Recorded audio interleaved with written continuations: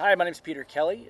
Thank you all so much for joining us for the Tech Exploration webinar. I am joined by an incredible cast of characters, explorers from different parts of the world, people who have done incredible things from science communication to underwater archaeology to exploration across multiple continents to app development.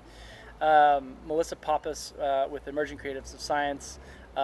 Just incredible explorer, Paul Niel, archaeologist, Dr. Ruud Stelten, and app developer and scientist, and I believe RGS fellow and Explorers Club fellow, Michael Barth. Very glad to have you guys here and have y'all join us. And we're going to do a roundtable to let everybody kind of share a little bit about themselves. But just to set everybody's expectations for this this episode, this webinar.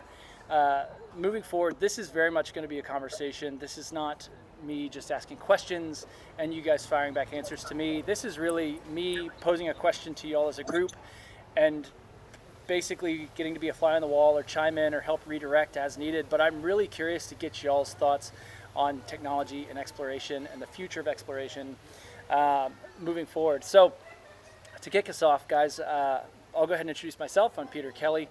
I'm the founder of Ship-to-Shore Communications, a communications strategy firm that I mostly work with nonprofit organizations and artists to help them tell their stories.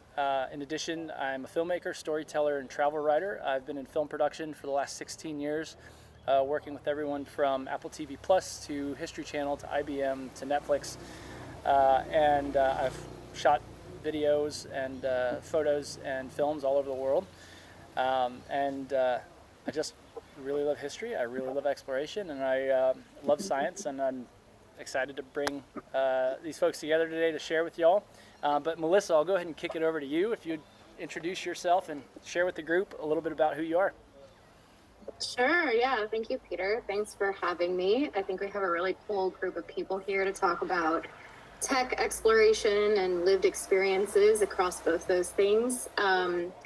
I was a marine scientist, so my background is in the sciences. I studied giant clams in the Red Sea and coral reefs and coral bleaching in the Great Barrier Reef, and then from there transitioned out of academia into science communication and storytelling, initially with nonprofits, and then building my own creative science communication agency that works to combine the skills and experiences of both scientists and artists to better explore and educate the public on not only marine science, because that is the nearest and dearest topic of science to my heart, but generally sciences across the board. So I work with engineers to biologists to people working in medical fields and trying to make the planet more habitable for both people and the ecosystems that we rely on. So most of the stuff that I work on now is kind of at the intersection of art and science, and working a lot with different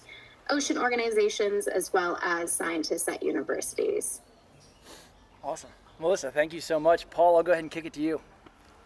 Okay, great. Thanks for having me, and great to be in this. I'm so sorry. Melissa, tell everybody where you're calling from.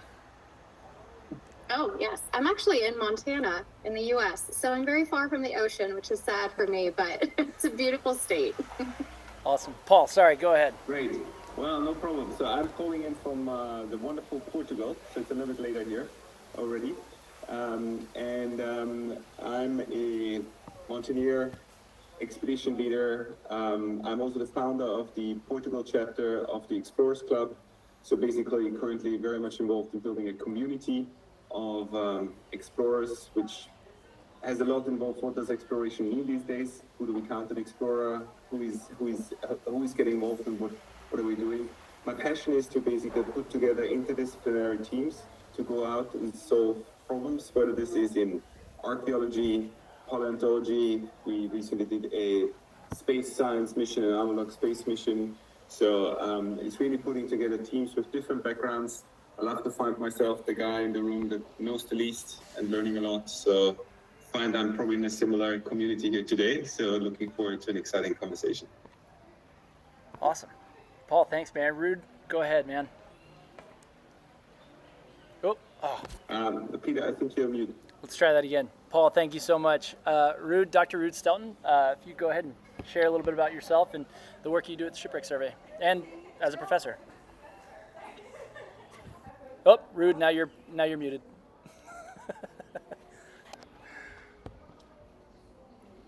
I guess it automatically mutes you if you don't do anything for a while.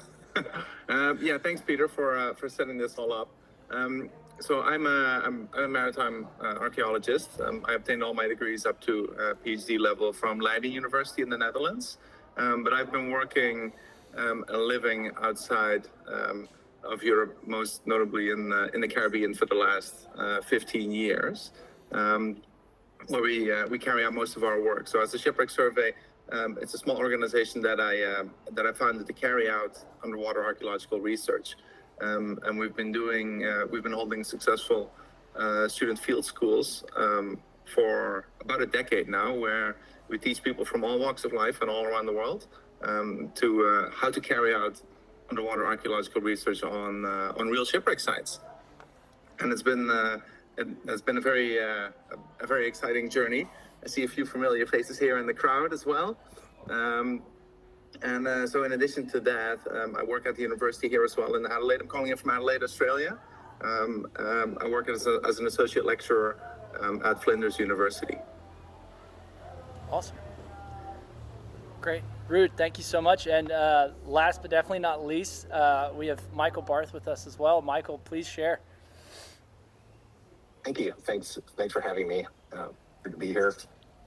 I'm calling in from Connecticut. Not that glamorous. We have about 3 feet of snow, so not near an ocean at the moment, but it will be in another couple of weeks when it starts to melt. I'm looking forward to that. I'm the founder of Voiijer, which grew out of field experiences, and on expeditions historically, I kept running into these same problems or challenges that many of us on the call have had. And that was pretty much centered around our ability to collect data and stories, but not having a really excellent or credible way to organize that information and share it beyond our team or with a wider audience in a meaningful way. And I guess the disconnect is that most platforms reward engagement. Exploration in science requires like a different level of integrity and persistence and contribution to create value. So that was sort of like the structural gap that needed to be bridged. And so my work at Voiijer is sort of an attempt, or is my attempt, to build infrastructure that can turn curiosity into credible contribution, and provide the access and tools and resources for people to document their observations, retain ownership of those observations, and contribute to our shared understanding of the planet. Gotcha. That's my. No, it's great. It's great, Michael. Thank you, and I appreciate you sharing. Yeah, guys, thank you everybody for the great intro. So we're going to go ahead and dive in. Like I said, I'm in Costa Rica, so if at any point we're having a hard time hearing me, y'all stop me, let me know, or ping me in the chat, and I will create a solution for the network issue, and we'll keep running. Guys, I want to open it up with kind of thematically, are we expanding discovery or accelerating certainty with technology and exploration? We now have tools that previous generations could only imagine, between AI and satellites and drones and remote sensing technology and genomic mapping. But there's still an essential question. Are we expanding what can be discovered or just kind of accelerating what we are measuring? So I guess the first question I would send you guys, within your fields and your expanded fields, where has technology most meaningfully helped to expand the work? And where is it just increasing efficiency?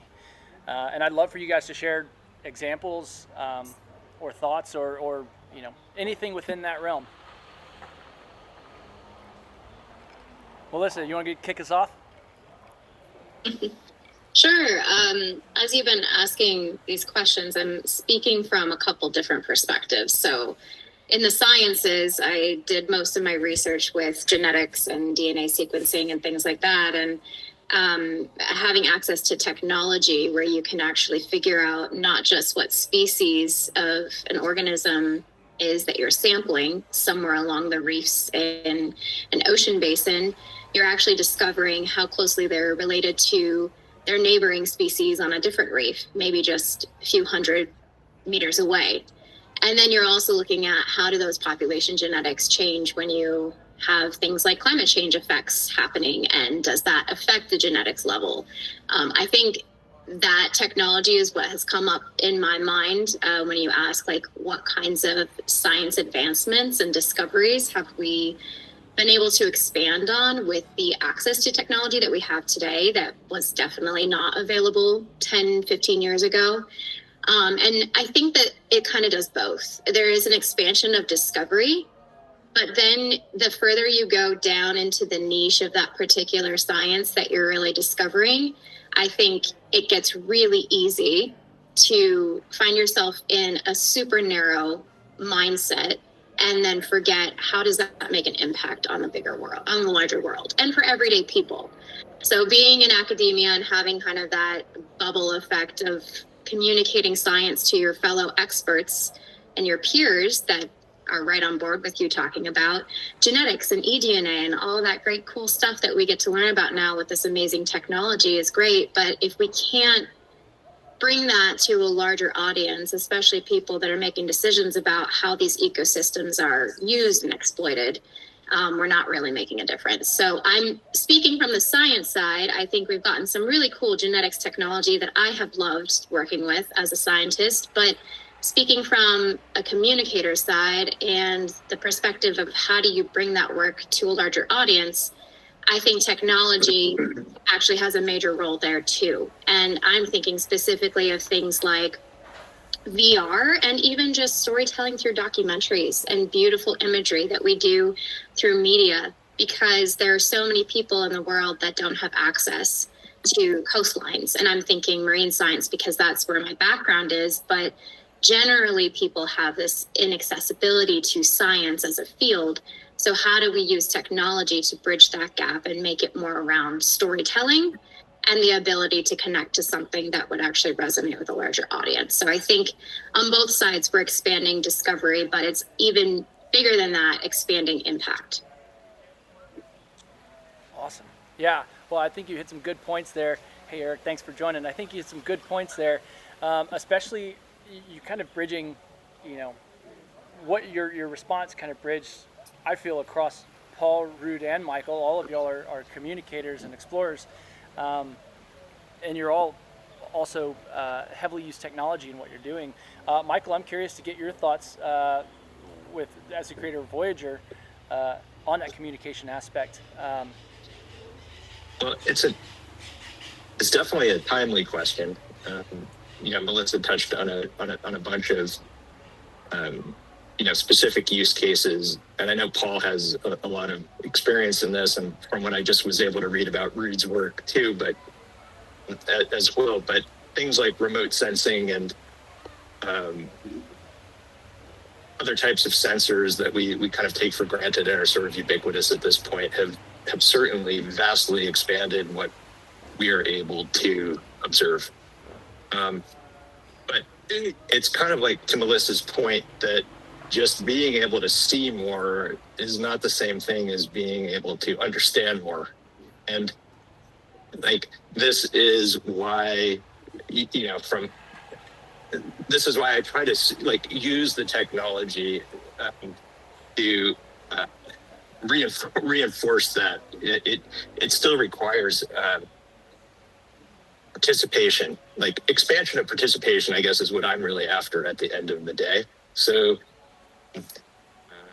mobile tools can expand who can participate, how they can participate.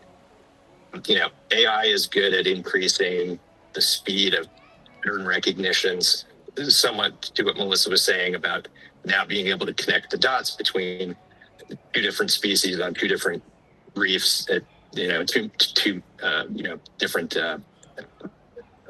locations. But I'm thinking that like really meaningful expansion happens when more people are able to meaningfully contribute. And so that's not really like a process getting faster question. And it's not really like a passive consumption question either. I don't think more documentaries or more, more of the same types, passive encounters with nature are kind of addressing that. So that's kind of how I see it. So Interesting. Yeah, Ruud, Paul, Niel. What do you guys think? seeing more is not understanding more. Sure. We got to work on the understanding bit. Yeah, sure. And Ruud, Paul, what are you guys' thoughts? Yeah,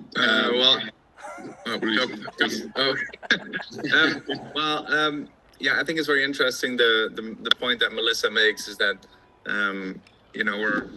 we can use all these different technologies to expand our field, but we need to make sure that we include not just the scientific community in our research and in our findings, but it would be great to expand beyond kind of the realm of science, right? And to involve as many people as much as we can. So thinking about how technology has done that for us specifically, for example, in the last several years, we've seen great advances in 3D modeling, for example, of underwater archaeological sites.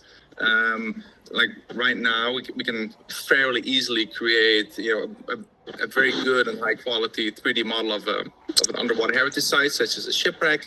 And we have 360 cameras as well that we can, use to swim through or along a shipwreck site.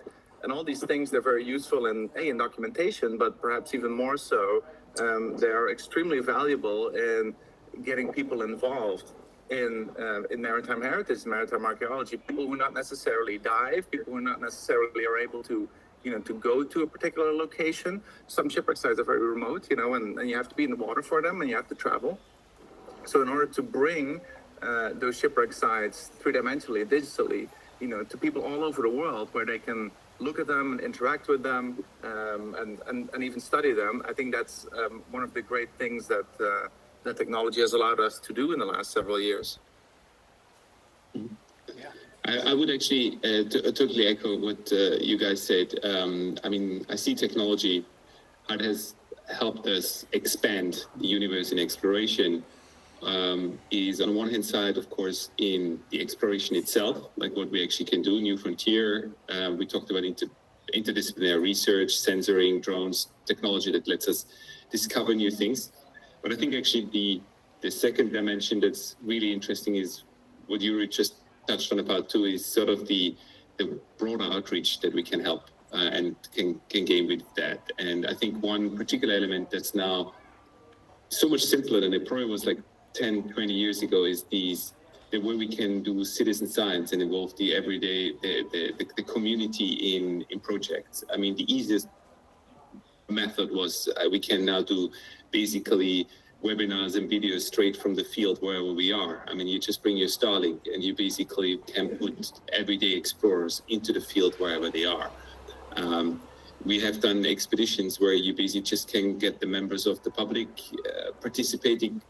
Everybody has a smartphone these days. They make photos, videos, they 3D scan an item, they lock it up, and you basically put it in the cloud, and you have items in granularity and content that was not possible 10 years ago. So there is so much easy tools that you can probably teach within a few minutes, basically, where you basically can really create content and scientific content that's usable, that doesn't abandon the scientists that basically use this data, but data collection has become so much more simpler and ubiquitous. And I think that's obviously the amazing change that we have right now. You can make everybody into the barrier of becoming your explorer and participate in exploration actually has never been lower and providing. And I think that's a great thing to be, a great age to be. So I'm glad you said that and kind of wrapped up your response that way, because one of the questions I had was, is access to tools democratizing discovery? And I personally feel like it is. I mean, it's never been easier to be a citizen scientist than it is right now. But I think one thing I'd like to dive into is, what is the new unknown?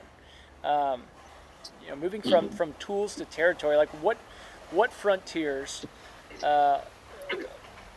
in exploration genuinely feel unknown right now? What feels unknown? Obviously we have all these technologies and things are starting to open, new doors are starting to open up. In y'all's opinion, what doors haven't even been knocked on? What are the next doors to be opened? How is technology going to start shifting, and what are we going to start seeing more of in the exploration and scientific space?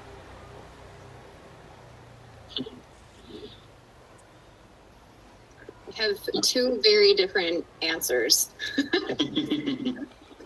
The first maybe feels a little bit more expected for this conversation. And, coming from a marine science background, I can definitely say like the deep sea is a place that we need to be exploring. And just like generally on this planet, the fact that we don't know about what's going on in ecosystems at the bottom of the ocean is insane. I mean, we've put so much money into exploring other planets and space around us outside of the planet Earth, and then we don't have the information that we need to, one, understand what the ecosystems are down there, two, understand how we're affecting them, because we haven't even discovered the species that exist down there before we are already starting to cause their decline.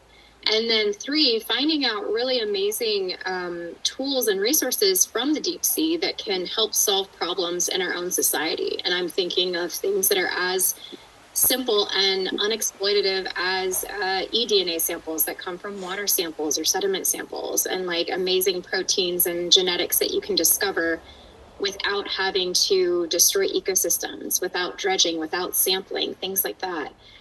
So that's kind of my maybe expected answer, because that feels like something that we might be moving towards in this conversation.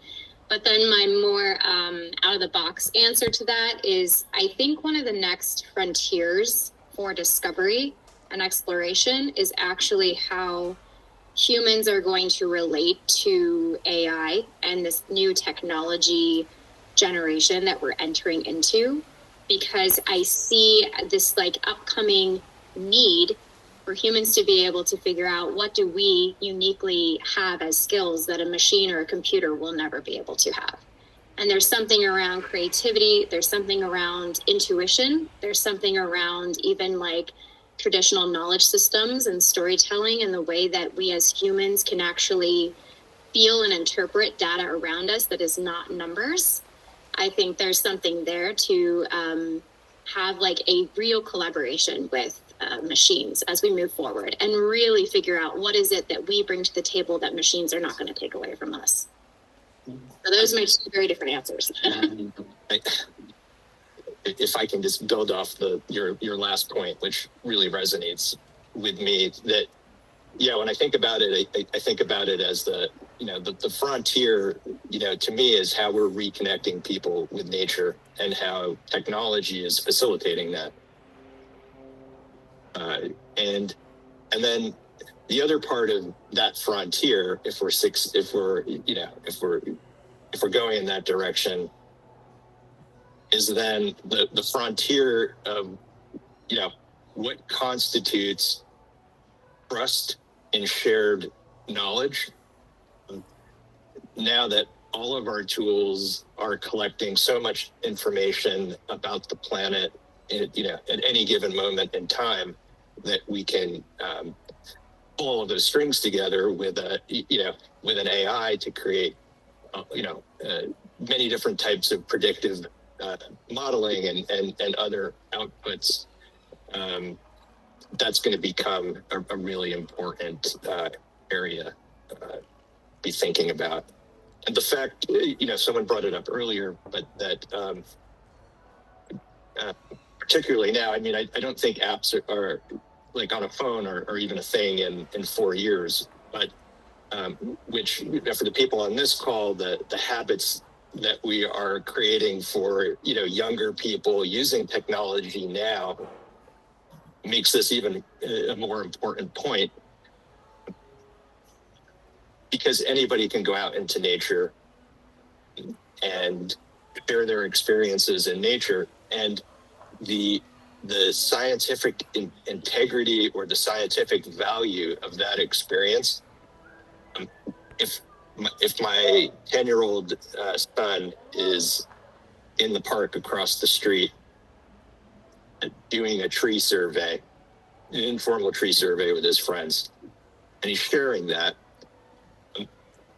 contribution is equally as important as somebody like Meg Lohman, who's spent 50 years in the Amazon climbing trees from a data perspective.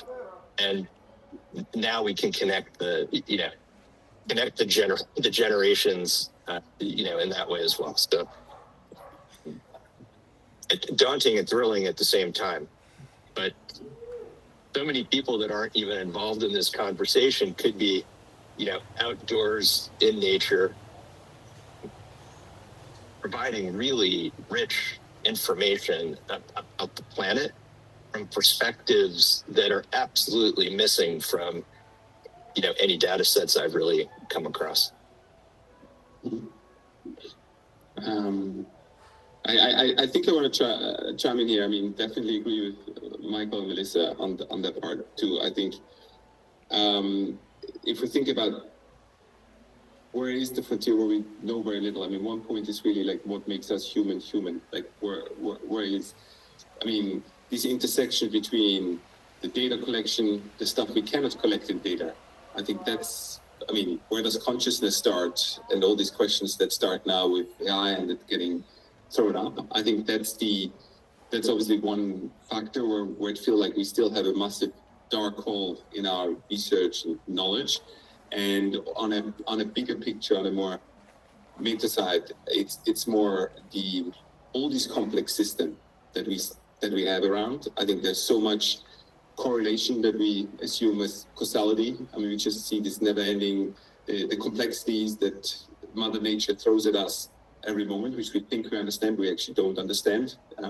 And I mean, anecdotally, I just had this conversation where, like, I just said in Portugal, everybody tells me the sun is always shining here, but we just sat through 3 weeks every day of rain in January and February, and people say this is climate change. And it's like, well, it might be, yeah, but the data scientists, like, do we know that? We don't have any data. It's a super complex system. Climate is a very complex system. I'm not trying to actually say that's not the case, but we actually don't know. There's so much. The frontier is that we now getting tools that hopefully in 10 years from now will tell us that we have more knowledge about these really complex relationships that nature has, and hopefully will offer us some more secrets around there. So I'm very excited that, like, the next frontier is going to be solving some of these really complex relationships. We cannot really predict weather more than probably 7 days out with any probability. Why not? Why we cannot go out a month? I mean, it just gets so complex. So a lot of frontiers out there that we literally can explore. Yeah, I think that's a very good point, Paul, that you make with climate change in particular, because that's something, obviously, we all know it's happening, right? And we kind of know to kind of what degree it's happening, but we don't really know, I guess we don't really fully grasp, like, what that will look like and what that will do to us and to our planet in, 50, 100, 200 years time, right? And then, like, thinking about that as well, not just what it will do to our planet, but also to, let's say our study subjects, right? So for Melissa, that'll be For example, what you said was, deep sea, the deep sea oceans, right? That we don't even know fully what's there, let alone what a changing environment will do to it.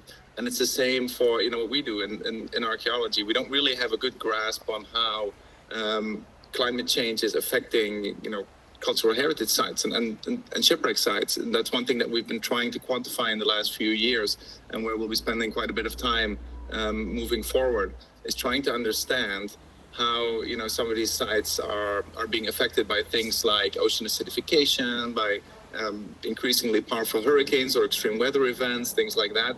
And I feel like that for many scientists right now is kind of an unknown frontier, as what's going to happen to our planet, right, but B, to our study subjects in the future. Yeah, so part of evolution is obviously us passing and growing as a people and a culture and a society, and animals is passing previous knowledge on to new generations so they can build on that and learn. And now we've incorporated AI tools and artificial intelligence into what we're doing.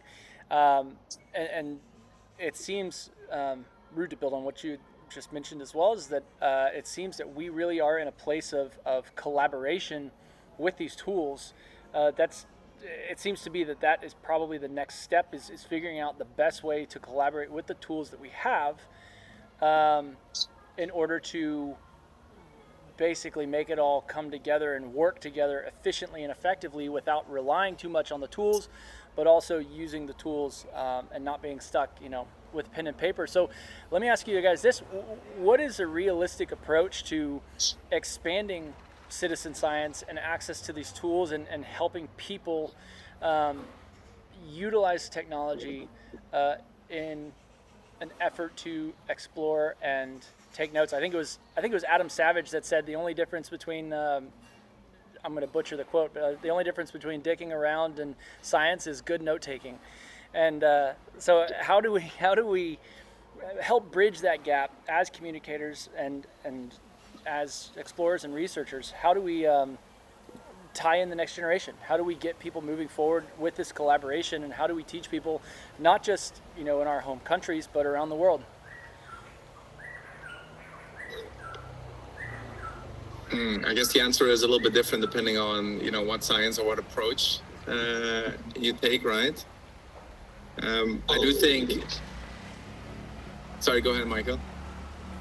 Oh no, go ahead. I guess there's not really a one fits all answer to that. I do think there's a lot of people who don't know that this is possible, right? That they can be involved, and who don't know what is out there to study and what the relevance is of that. So I think that's the first step, is to make sure that people are excited about things and they're aware of this being a possibility of them helping out. I guess that's maybe a logical first step, depending on and regardless of what you're trying to accomplish. And I'm thinking specifically, right, because again, I work mainly underwater, and it's a thing that's very much out of maybe not necessarily out of reach for most people, but it's definitely out of sight, right? Yeah. Well, and Paul, I was going to actually, I know you're about to say something. I was going to jump to you next. I know a big part of what you're doing is communication and education and collaboration. So I'm curious to get your thoughts here too. Yeah, I think I wanted to pick up the word that Ruud just mentioned is raising awareness. I think the most important thing is, and as part of explorers these days, probably is not just being your expert in your field, but basically also making sure that you communicate what exploration and the opportunities for the general public around. That's why, Voiijer, Michael's company is a fantastic tool that basically has helped, countless explorers already to connect and create a tool to basically share their expertise, share the content. We live in a time where we collect abundance of content. Everybody has way too many photographs on their phone, yeah, And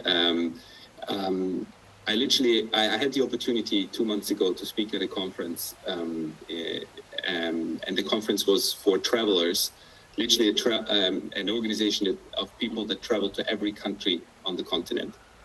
And these guys have been everywhere, they have travel experience, etc. And I was just sharing, look, you actually have tools on there. You can just like collect data as you go along, because you do it anyway. You go to all these remote places, and there's so many apps, so many tools, so many data points you basically collect. That is the incremental cost of doing that is zero. And again, it comes back to the point, it was awareness. They just have never heard about that you basically can like post the photographs of light pollution, or you basically make photos of marine trash and of water pollution. That's the easiest thing, because you have already probably the most powerful data collection device with a smartphone in your pocket these days.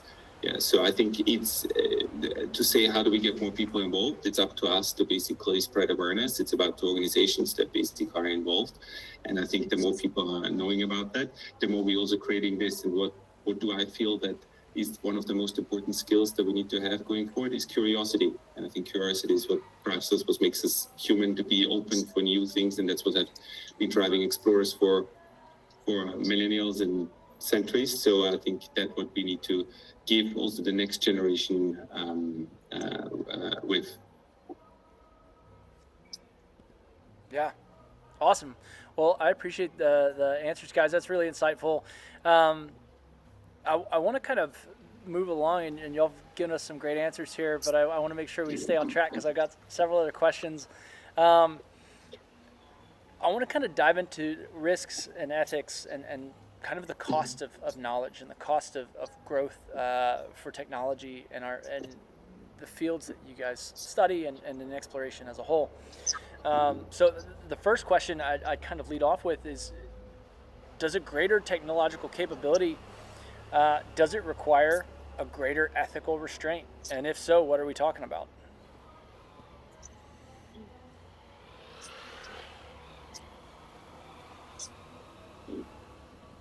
I stumped you all. Thinking about, it's a bit of a difficult question right now. It's one that you really need to think about a little bit. The first thing that comes to mind for me is, look at what's happening, with AI, for example, right now. Very powerful, tool that we can use, and that's the thing that's at universities worldwide, including our own here in Australia.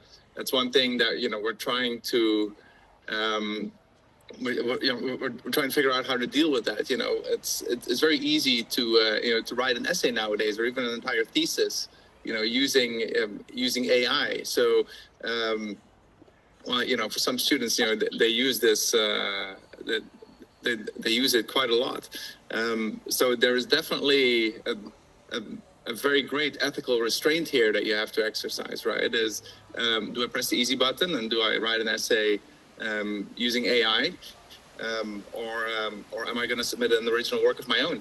And obviously there are ways to nowadays there are ways to kind of distinguish between the two, but it's sometimes not easy, and especially if it's not an entire work that's being created by AI, but maybe only a part of it. So I think in that sense, that was the first thing that came to mind for me, is that we can use these tools, but are we really then submitting a work of our own? We don't let AI interfere with, Paul put a pin in it with the word curiosity. So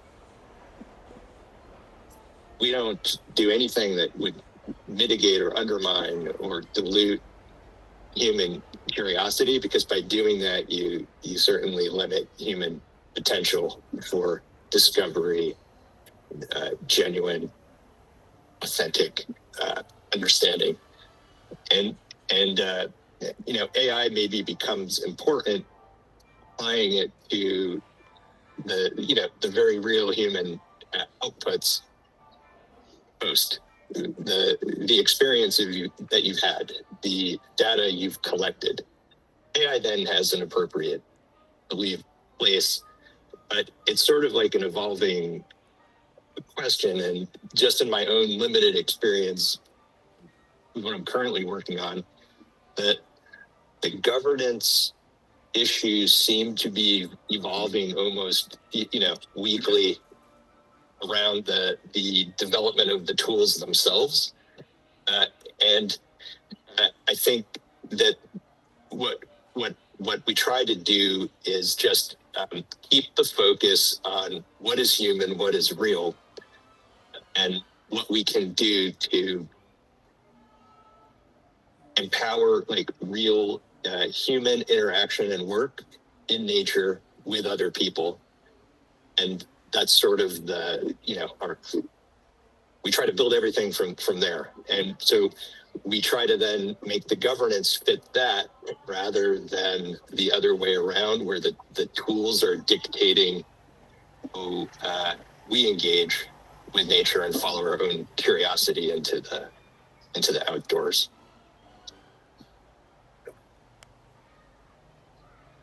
Love it. Melissa, was there something you wanted to add? Yeah, I was just kind of thinking about like the conversation around ethics it's important to think about the ethics of what group, what user that we're talking about.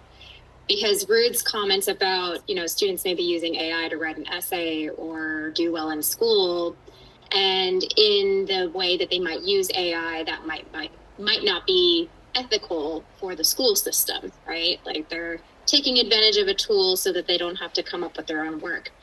But I think what actually is the most unethical aspect of that whole use is the fact that it's taking away from that student's ability to have the space and time to think through their own answers, their own creativity, their own curiosity, like Michael's been touching on and Paul's been touching on. And it basically is telling them there's a tool out there that you can use that is so easy that you don't even have to think anymore. And I think that is the most unethical use of the technology we have available to us today, which is different than the conversation around if something's unethical to use because it might go against the school system or the work system or the societal system that we've created that tries to get people to do the right thing. I think it's more about it's taking away the opportunity for the user themselves to be creative. So I think like that is more important in my mind around the conversation of ethics, is that it's not really ethics that serve a system, it's ethics that serve the people that are actually using these tools. And then on top of that, I think the tools are amazing, but if you don't create mindset and resilience and mentorship and systems and communities in place that actually help people not only use and understand the tool, but then be resilient when another tool comes up, because technology is going to continue to advance. We're going to have things even beyond what we have today, ChatGPT and all these AI tools we have at our fingertips. So when we get something new, how are our next generations going to still harness their creativity? We have to create that immediate mindset in the beginning before they even start accessing these tools in very early stages. So I think there's something around the ethics of protecting the users themselves from how these tools can rob us of our creative thought and our original thought and our ability to collaborate with other human beings. So between I think that's a really good point, Melissa, and one that's definitely also kind of puts the the ethical burden on those companies, right? To an extent. And then, like you said, the technology continues to evolve. And one thing that comes to mind is, quantum computing, for example, which is, which seems, very, very far away, but, there may be within the next decade or so, there may be, quantum computers that are maybe not available to the masses, but definitely available more so than they are now. And these things, they have the potential to greatly, maybe even more so than AI, change the world and how we interact with with data and with one another. So it's definitely not. It definitely doesn't stop with the introduction of ChatGPT and other AI tools right now. I think it's only going to accelerate these kinds of things. So in the next generation of explorers and scientists and people who are actively listening and will hopefully listen to this once it's posted. If you're talking to a group of students, what is a skill that you would want them to prioritize, and what's a principle or principles that should be guiding that next generation and next era of exploration? I can tell you the conversation I have with my kids on a regular basis, if you want. But it's kind of how we as parents keep tabs on where they're at developmentally and in school, and then how we can augment their experiences and activities to get chops in certain areas. And so I'm basically, and this is again related, it's related to curiosity, right? So can you learn anything on your own, from another, and with others? For me, that's the toolbox of exploration, and that those skills are going to let you follow your curiosity anywhere it takes you, and it will let you adapt to new environments, new tools that are certainly coming down the pike.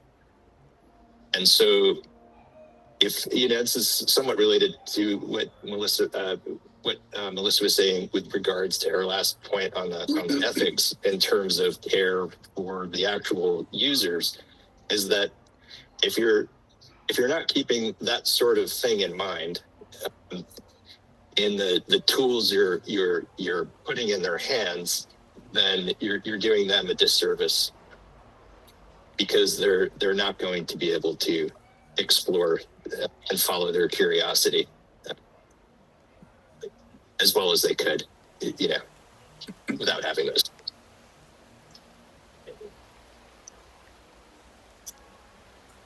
That's the only point I wanted to make. So I just think that level of thought and care has to be built into the tools, so that you're still exercising these fundamental skills of being human when you're not using the tools, if that makes sense. The tools should help you practice these habits of thought and communication and collaboration when you're not using the tools. It should be kind of seamless, hopefully. So Yeah, no, that's great, guys. What about the rest of y'all? I feel like Paul wanted to say something. Well, no, I just wanted to make the curious bold again, but I mentioned already curiosity so often. So I think one thing which plays a little bit into the ethics component too, on a more mundane topic, of course, what we have seen is a little bit the word exploration very much proliferating into adventure, into especially driven by social media, into all sorts of content that's very easily generated. So I think one aspect that I think is getting more and more important is what's the bigger why are we doing something? What's the purpose on why we're going out and exploring, and what is the differentiating factor between a scientific exploration, something that really creates knowledge and new facts, or is just something that is an adventure that's a nice story to have, but doesn't really add anything. And I mean, the exploration label is tagged to a lot of things these days because it's nice clickbait probably, and I think that's a factor that, from an ethical component, we're obviously spending quite a bit of time around what are expedition and projects that we feel like are valid to be supported going forward. Where should we be involved in, as in what's the scientific angle, how much is storytelling, how much is the community outreach, etc. So it's sometimes a very hard ethical line to draw. Like what is just Instagram, and what is real profiting new knowledge, and distilling this into a new generation to close the gap, having also a 10-year-old at home that basically clearly is curious, but also loves the stories that come up on social media and look cool. Yeah. So where do you draw that line? Yeah, talking about social media, what I think is, if I was to give, the future generation of like emerging explorers any advice, one thing that I think is a big problem in our digital world right now is that people are getting very used to instant gratification, right? And B, people are having a very short attention span these days. And I'm not saying everybody, right? But it has been shown, right, that people with, who use social media heavily, that's the case. So, and obviously, instant gratification and a short attention span, they don't go together with exploring and with science very much, right? These are long processes. So I would say, what I would say probably good advice is stay focused, be patient, and learn to dedicate yourself to a cause for an extended period of time, because that's how exploration and science happens. I think I have one more piece of advice that I have been building into some of the workshops that I do with my business and my community is around, and this kind of ties in trust of science and scientists as well, is that if we can do our best to create this mindset that things are not always black and white. It's not always, yes, it's correct, that's fact for sure, or no, that's incorrect and that's been proven wrong. I mean, in science, we are always afraid of using that word to prove something is right or wrong. We are always saying there's evidence that supports something, but we stay away from saying that something has been proven. I think that's really important because a lot of the times people who are not in the sciences find information put out by scientists and really gravitate towards wanting to put that into a category of, yep, that's a fact now. And I don't ever have to think back on that or challenge my beliefs or challenge the assumption or the hypothesis. We really love to make things super easy. We love black and white and putting things into boxes. And I think that's where also the use of technology and tools like AI and things that we can do on our own that exist at our fingertips on our smartphones is looking up answers to just have a quick response. So in the workshops that I run, I really try to get people really comfortable with being uncomfortable. Like get comfortable with being uncertain. Sometimes we think of some science fact as being true, and then years later we actually disprove it, or we find evidence that suggests the opposite. So how do we get everyday people to trust science if we're putting out studies that say one thing and then a few years later we say the exact opposite? Well, that's the point of science. That also goes with exploration, that goes with the timeline, that goes with curiosity. It's not instant gratification. It is a process of learning about the world around us where things are not black and white. And the better we can communicate that to just everyday people, whether they're in the sciences or not, the more trust we're building within the community. And I think more resilience that we're building for people who are going to go use tools that are now really accessible. Yeah, guys, that's great. So we are quickly coming to an end for our time here. I have appreciated y'all's commentary and your conversation so much. It's incredibly insightful. I'm going to do just the world's quickest rapid fire round. I'm going to ask each of you guys a different question to get your thoughts and insights before we wrap this on up. But Michael, I'll go ahead and start with you. Okay. As an explorer, what's one technology you cannot work without?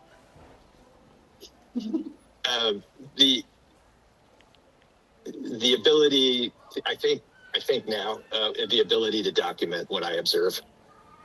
Which is how? What's your number one documentation tool? What do you use more than anything else?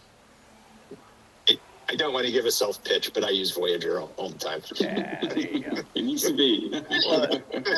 Your answer. Sorry. No, that's great. Ruud, what is one risk we are underestimating in the space of exploration and technology? Sorry, you broke up there for a bit. I didn't hear you. What is one risk that we are underestimating in the space of exploration and technology and science? Maybe thinking more than thinking we know more than we do. That's a good one. Perfect. Paul, what is one ethical boundary we should not cross?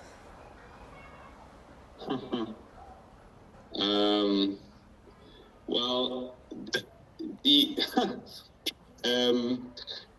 I'm very much